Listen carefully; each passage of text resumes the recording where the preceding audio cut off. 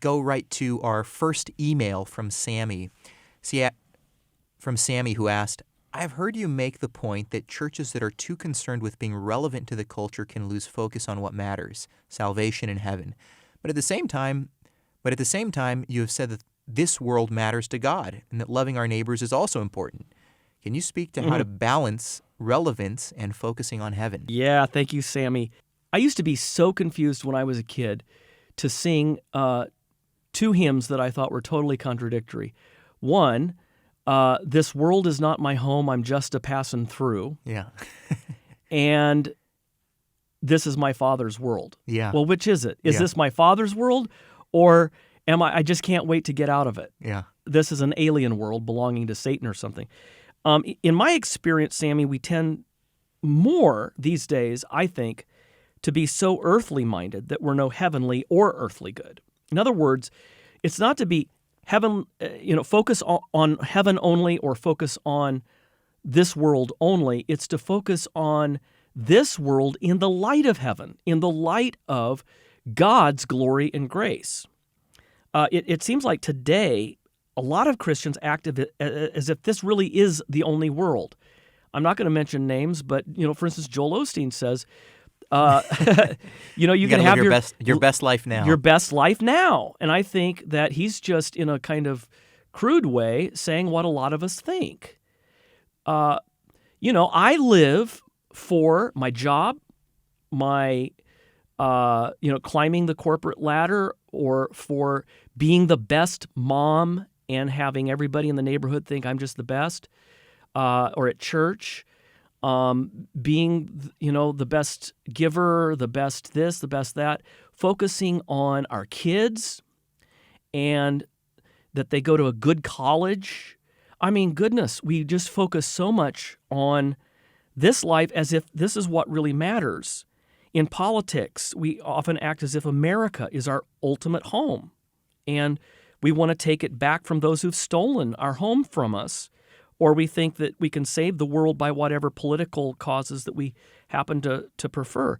Lots of professing believers ditch church for sporting events and other entertainments. So we're very worldly. You can even go to church and it not be that different from the world.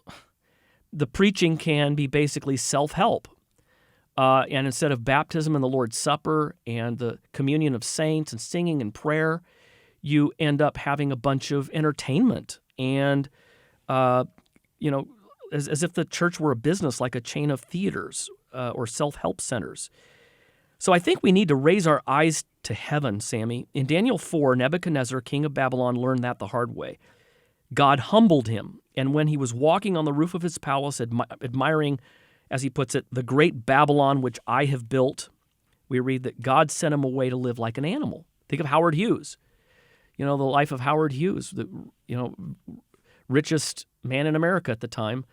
And it was very much like Daniel 4. His fingernails grew like the claws of an eagle, his hair like the feathers of a bird. Howard Hughes ended up going insane and living his last days in horrible, abject terror.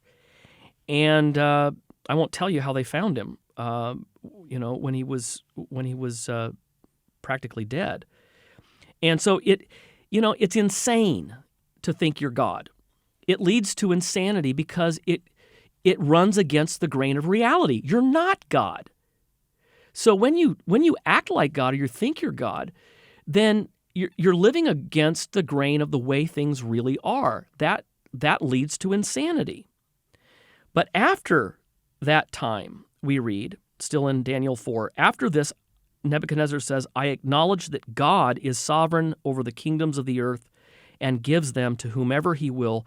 The peoples of the earth are as nothing, for he does as he wills, and no one can thwart his will or say to him, what have you done? And after that we read, then as I raised my head to heaven, my sanity was restored. And then he set about to actually transform his decrees, and he was a tyrannical king. He started making new laws, and he started protecting his people instead of oppressing his people.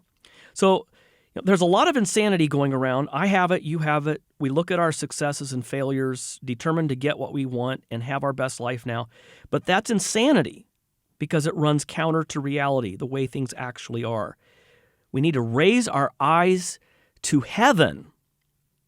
And then, like Nebuchadnezzar after his restoration, we'll also be some earthly good.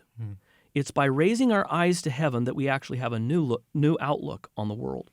Yeah, Mike, and usually when we critique the idea of churches today being too concerned with, are we relevant?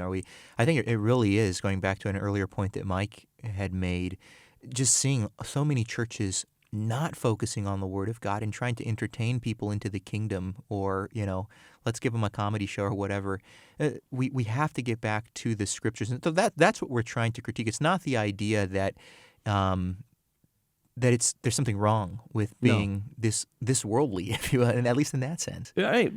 Just not the lenses of this world. I mean, think of it this way. If your diet in church is basically how the thing about the Bible that's so useful is it helps you have better marriages. It helps you have better families. It helps you have more self-esteem. It helps you have the character you need to get a better job and have a good life. If that's basically the diet that you're getting in church, the Mormons can do that well. A lot of people are attracted to Islam because it promises all sorts of improvement in this life. A lot of people are attracted to the prosperity gospel or to positive thinking. You really don't need Jesus to. One of my friends, William Williman, United Methodist bishop, says when he was a professor at Duke University Divinity School, he would ask his students, when you prepare your sermons, ask yourselves this question: would Jesus have needed to die on the cross for this sermon to be true?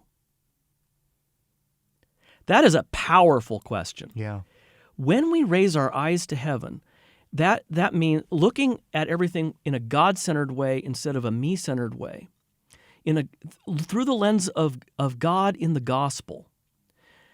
It's not that we turn away from the world, it's that we look back at the world with completely new eyes.